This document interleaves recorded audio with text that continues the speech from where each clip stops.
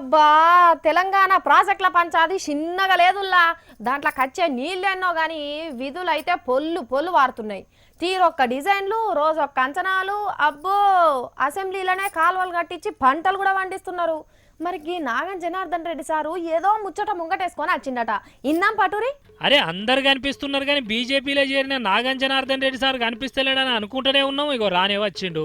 మొన్న హరీష్ సారు అసెంబ్లీలో దండం పెట్టి మొక్కిండు కదా ప్రాజెక్టులను కేసులేసి ఆపద్దని. తిడితే మమ్మల్ని తిట్టుండు కానీ దండం పెట్టి చెప్తున్న అరుణక్కకు కాంగ్రెస్ పార్టీకి తప్పుడు కేసులు తప్పుడు వివరాలతో కేసు వేసి ప్రాజెక్టులు ఆపకుండా బిడ్డ ఆ ప్రజల ఉసురు వేసుకోకూడదు. మమ్మల్ని తిట్టు వెళ్తానా మేము పడతాక 100 తిట్లు తిట్టా నేను పడతా దండం పెట్ట ప్రాజెక్టులు ఎందుకు కట్టుకుంటా ఊకే.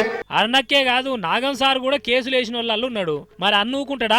అసెంబ్లీలకి ఉంటే సర్కార్ను ఆగవాగం చేసేటోడే కావచ్చు కానీ బయట ఉన్నా ఊకోలే. చూడు ఏమన్నాడో. వాళ్ళకి దోచిపెడుతున్నామని చెప్పి సిగ్గుండాలి. ఈ హరీశ్వరరావు అసెంబ్లీ సాక్షిగా ఆ విధంగా మాట్లాడడం నీకేం అధికారం ఉందా?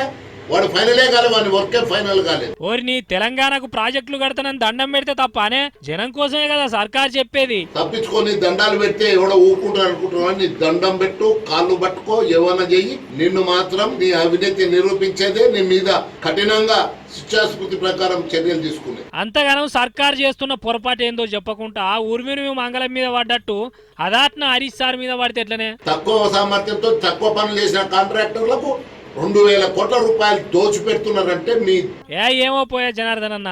ఆ కోర్టులేందో ఆ కాంట్రాక్ట్లేందో మీకే తెలవాలి కానీ కొద్దిగా నన్ను ఆగేటట్లేవు కదా. కొన్ని రోజులు టైం ఇచ్చి చూడాలి కదా సర్కార్కు. 3 ఏళ్ళు ఏం చేసిండు?